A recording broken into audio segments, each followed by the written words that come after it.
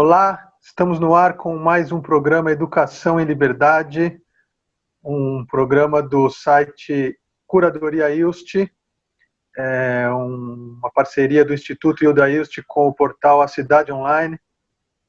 Eu sou o Renato Musa e estamos aqui hoje. A Amanda Pancieira convidou a Dolores Prades, fundadora da revista Emília e consultora da Feira Internacional do Livro Infantil de Bolonha, para falar um pouco aí de assuntos do mercado editorial, da leitura e da leitura em casa, que é o assunto do momento, quarentena 2020. Né, Amanda? Tudo como é que... bem, Dolores? Tudo bom? Tudo bem. Muito obrigada por aceitar o nosso convite. Acho que nesse momento tão peculiar é importante a gente falar sobre o mercado editorial, que é um mercado que você já tem experiência há muitos anos. Então, primeiramente, eu queria te perguntar como que o mercado está respondendo a essa quarentena, quais são os impactos desse período de suspensão no mercado editorial. Bom, obrigada pelo convite, estou muito feliz de participar aqui com vocês, né, com o Renato, com você, Amanda.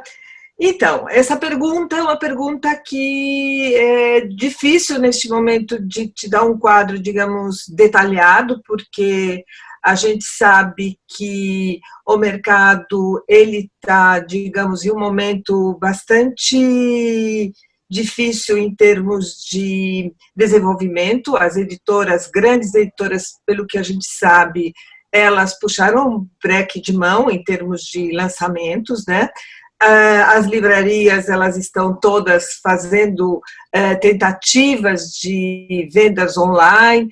Enfim, é um momento muito difícil por conta de tudo que nós estamos vivendo neste momento de retração econômica, de isolamento, de retração do mercado, enfim. Porém, o que eu acho importante colocar para vocês é que essa questão é uma questão que se agrava neste momento, mas que se a gente pegar alguns meses antes, a questão do mercado editorial já vinha por uma crise bastante, digamos assim, visível, né? A gente teve o problema da Livraria Cultura, a gente teve o problema da Livraria Saraiva, imagino que todos aqui a gente se lembre disso, né? Duas grandes cadeias que realmente entram praticamente em colapso. Isso faz com que o mercado editorial sofra uma grande paulada mesmo, porque essas duas cadeias deixaram de, cadeias editoriais, né, de livrarias, deixaram de pagar muitas editoras, isso foi um grande golpe.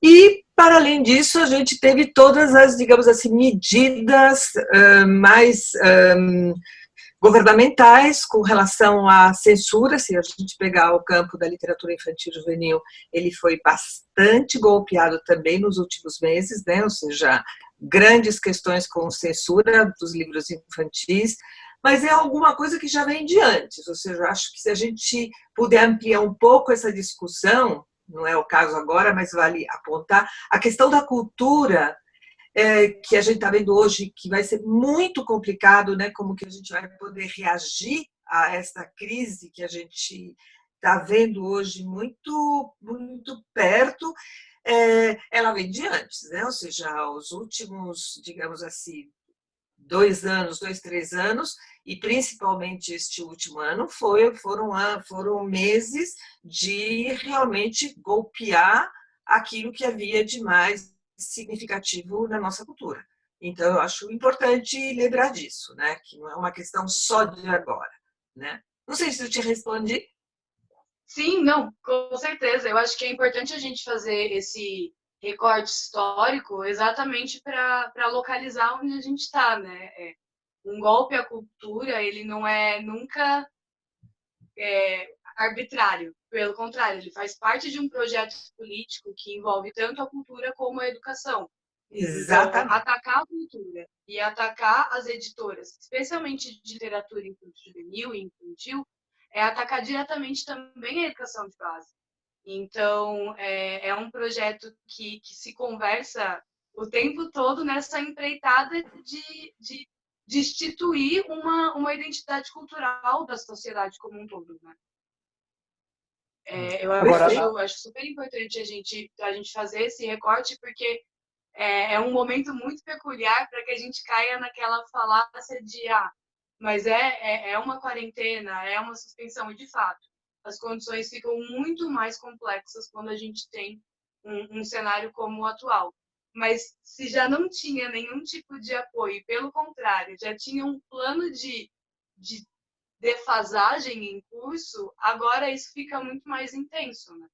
Com certeza. Agora, nessa quarentena, por outro lado, a gente vê esse movimento aí de mais longo prazo, mas de repente na quarentena eu vejo até uma oportunidade, né?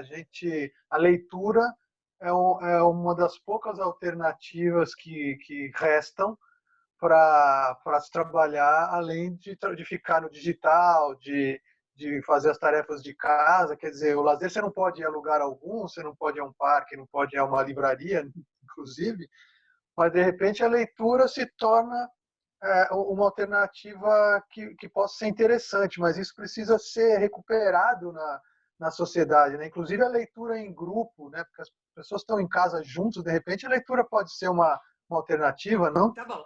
Não, eu acho que sim, sem dúvida nenhuma. Eu acho que a leitura pode, digamos que, assumir uma das suas... Não vou falar papel, porque eu acho que a leitura também não é uma questão de papel, mas ela nos ajuda a habitar melhor a nós mesmos, acho que nos ajuda a conseguir com que a gente possa, digamos assim, se sensibilizar por algumas questões que não são, digamos, as questões do dia a dia acelerado. Eu acho que a gente está num momento, né, só para contextualizar essa tua pergunta, Renato, muito, muito interessante, porque se a gente vê todo esse paradoxo que a gente está vivendo, né? Ou seja, de repente o mundo, que é isso, né, gente? O mundo está, se não dos seus 90%, porque tem muita gente que tem que trabalhar para segurar minimamente, digamos, aqueles serviços básicos. Então, o pessoal da saúde, o pessoal que tira o lixo, o pessoal do supermercado, aquilo que consegue garantir minimamente que a gente continue nestas grandes metrópoles vivendo e não só nelas.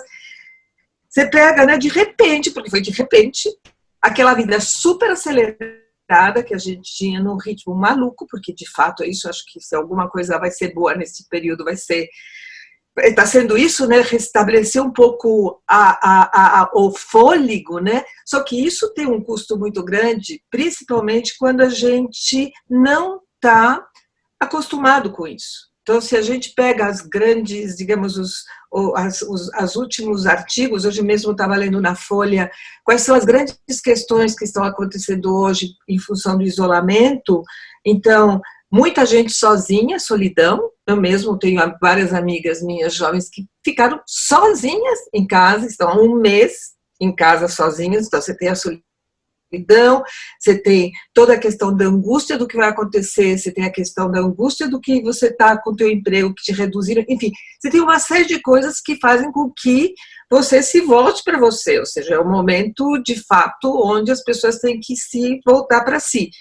E a leitura, historicamente, gente, é uma das grandes, digamos assim, um dos grandes instrumentos, usando aí instrumento no sentido mais amplo, que faz com que esse se olhar no espelho tenha referências e tenha algumas, digamos assim,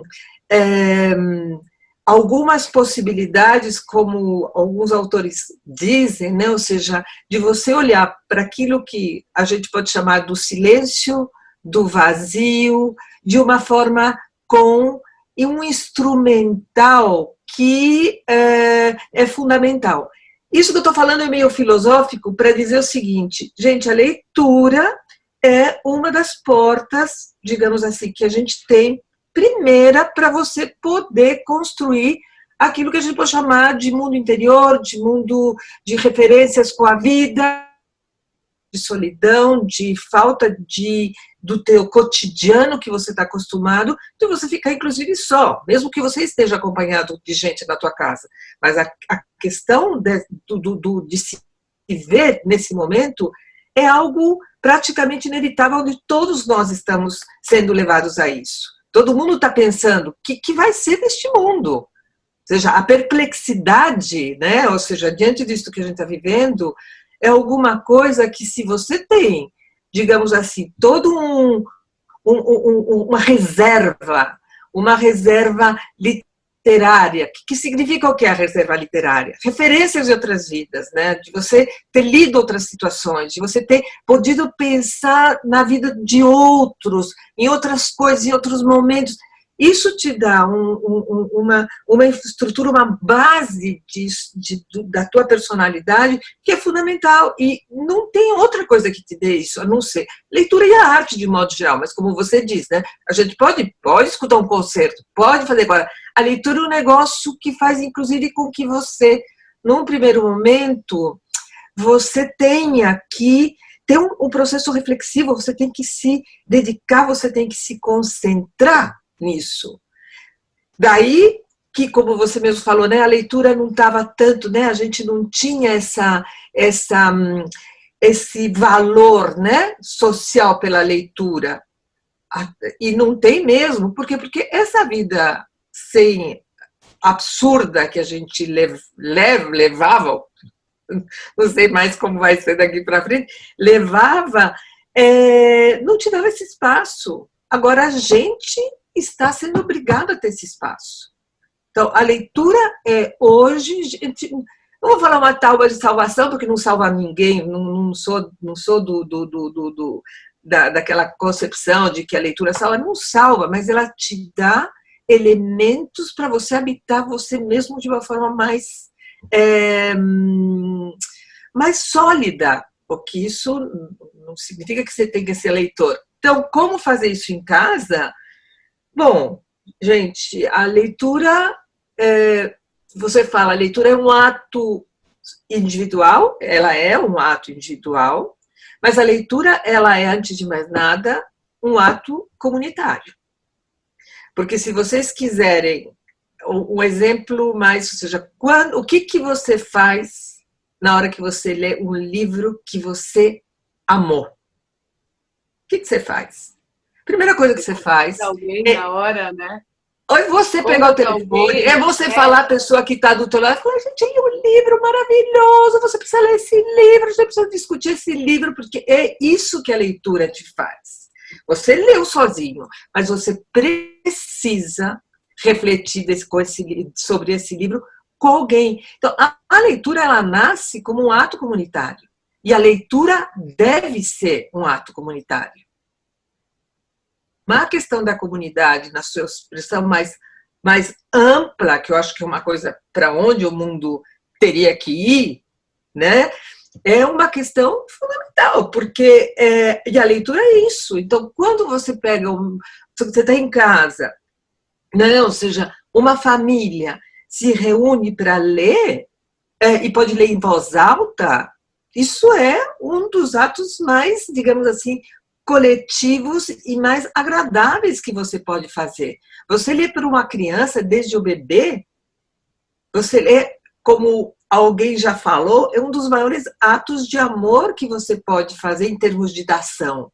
A leitura, você fazer uma leitura, e você não precisa só ler para os bebês e para os mais pequenininhos, você pode continuar a ler em voz alta, né? Vocês que trabalham nesse instituto de uma das maiores poetas deste país, ou seja, a poesia ela tem que ser lida em voz alta.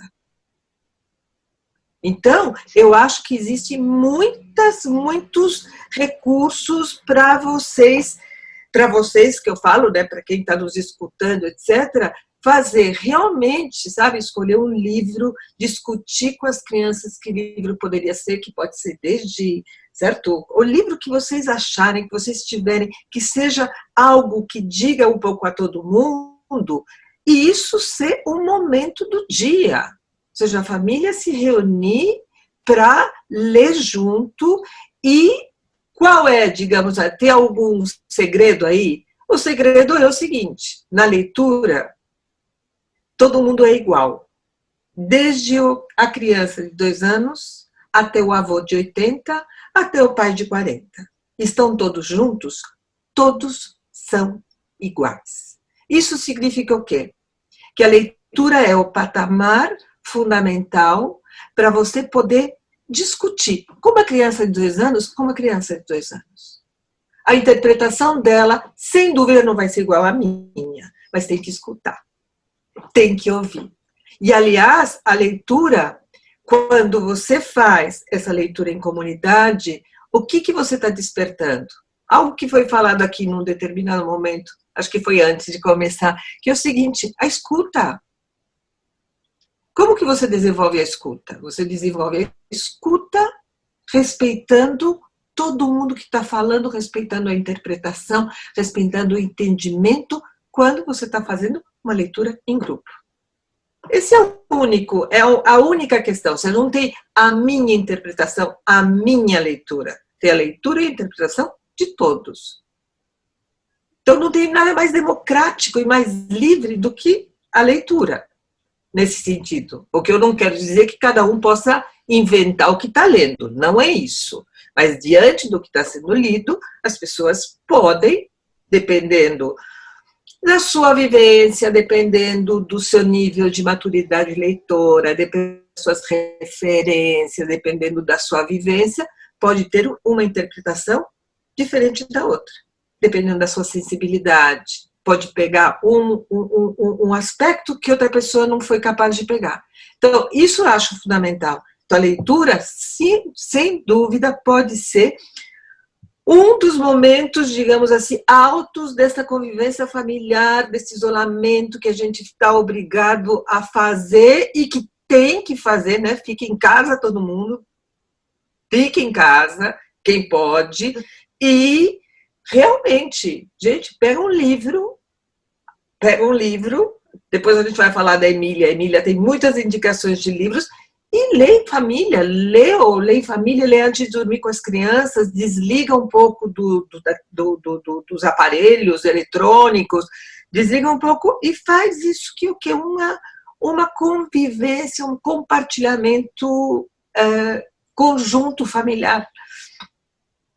Isso é muito rico no momento em que as famílias estão passando por uma transição que é a suspensão de aulas também, né? Então, uma série de pais e mães irresponsáveis que estão tendo que assumir uma postura de educadores sem ter exatamente um direcionamento para isso, sem ter um preparo prévio. E a gente sabe que essa função de educador, ela não é trivial, ela não é algo que vem naturalmente. Eu acho isso muito rico, porque não é substituir o papel da escola e não é substituir o letramento ou, enfim, tudo que transpassa pelo ambiente escolar. Mas é construir também um espaço de construção de conhecimento, de percepção de mundo dentro de casa e com regras que são próprias de dentro de casa, né? Não é uma replicação do ambiente escolar em casa. A gente sabe que com a educação à distância, as atividades que estão sendo feitas no período de suspensão de aula, existe uma replicação do ambiente escolar dentro das próprias casas. Mas isso não, isso é construir um movimento próprio, autônomo e genuíno da família construindo essas percepções coletivamente, independente das obrigações envolvidas na educação formal. Isso é muito valioso, acho que é uma dica muito interessante. Eu queria que você contasse um pouquinho para a gente, Dolores, sobre a revista Emília e quais, enfim, são as premissas delas e como que vocês estão se colocando nesse momento de quarentena também, porque a gente sabe que todos nós estamos nos reinventando e nos redescobrindo nesse momento. Então, qual é a redescoberta da revista Emília neste momento? Então, a revista Emília é uma revista que existe já há 10 anos. Ela é uma revista online, de acesso gratuito, que nasce com objetivos de compartilhar exatamente o que é, digamos assim, o que precisa ser pensado, quais são as práticas que poderiam ser replicadas, quem são as grandes referências do mundo da reflexão sobre a leitura, sobre o leitor, que precisam estar no nosso, digamos assim, nas nossas referências teóricas, culturais.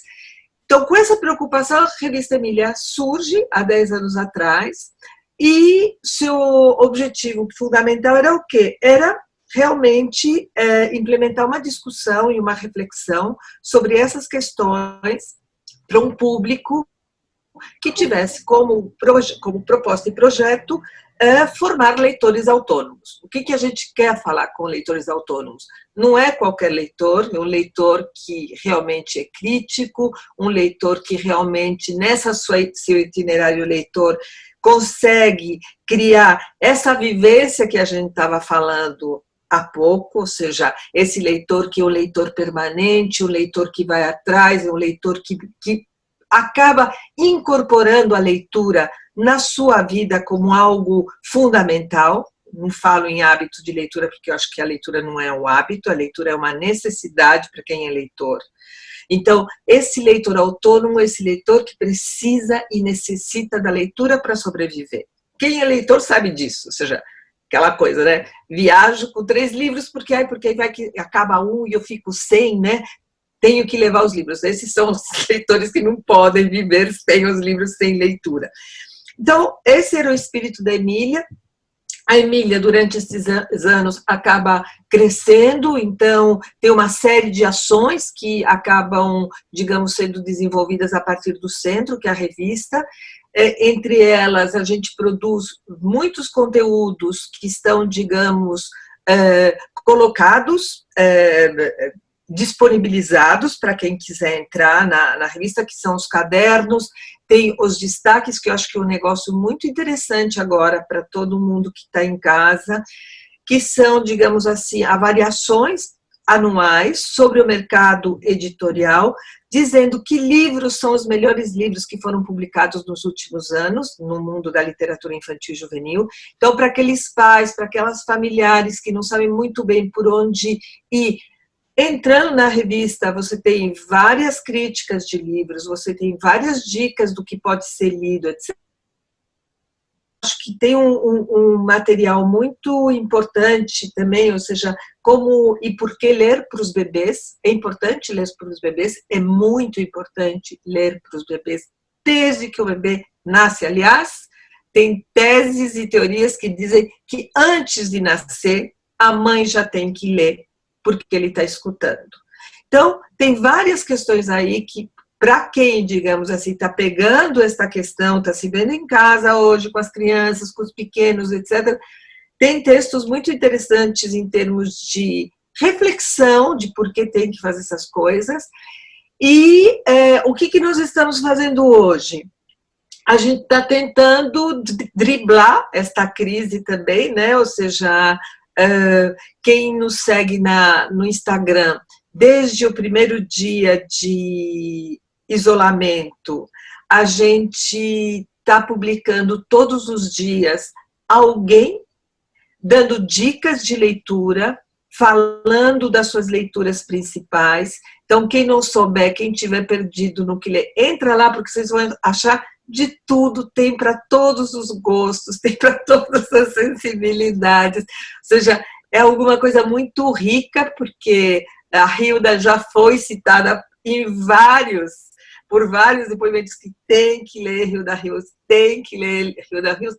Então, eu acho que é muito interessante ver como que as pessoas estão driblando. Muita gente recita alguma poesia ou lê o trecho de um livro. É algo muito, digamos assim, muito modesto, mas eu acho que é a contribuição que a gente pode fazer neste momento. Paralelamente a isso, neste ano a gente está fazendo 10 anos e uma das ações fundamentais que a gente propôs para este ano foi criar a Comunidade Emília.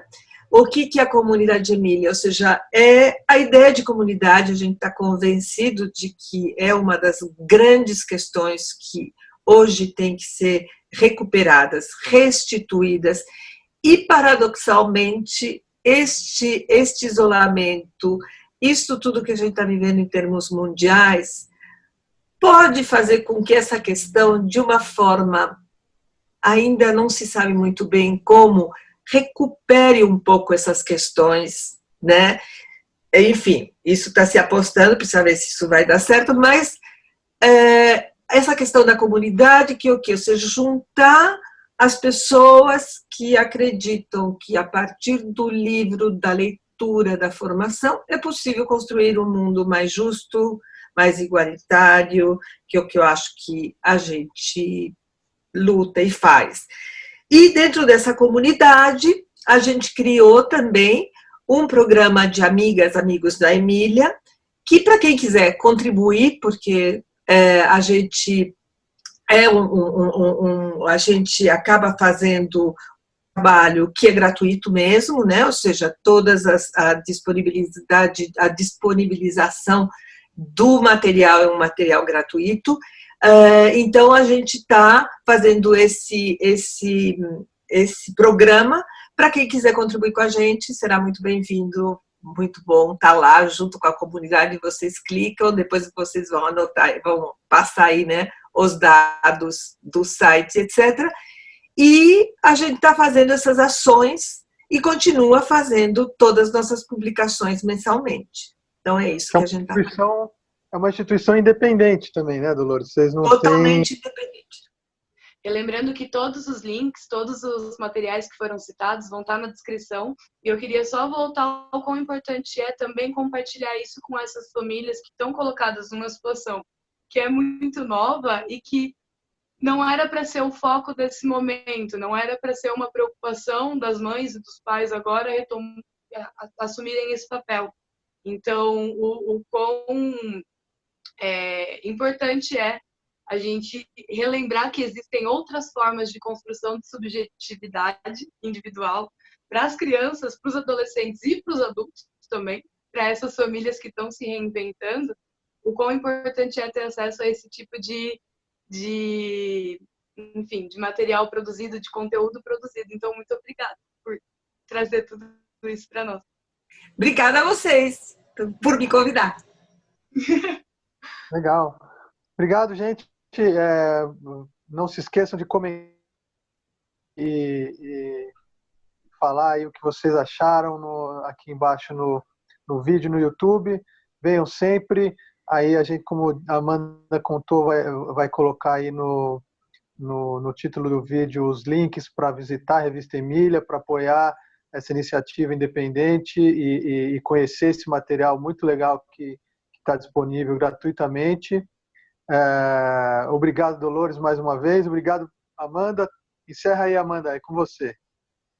Dolores, muito obrigada pela sua presença. Obrigada por todo esse panorama. A gente espera que tenha sido um respiro também para quem está vendo, de relembrar que existem outros caminhos e que esse é o momento da gente pensar outras possibilidades também, né? Então, muito obrigada mais uma vez pela presença e até o próximo programa.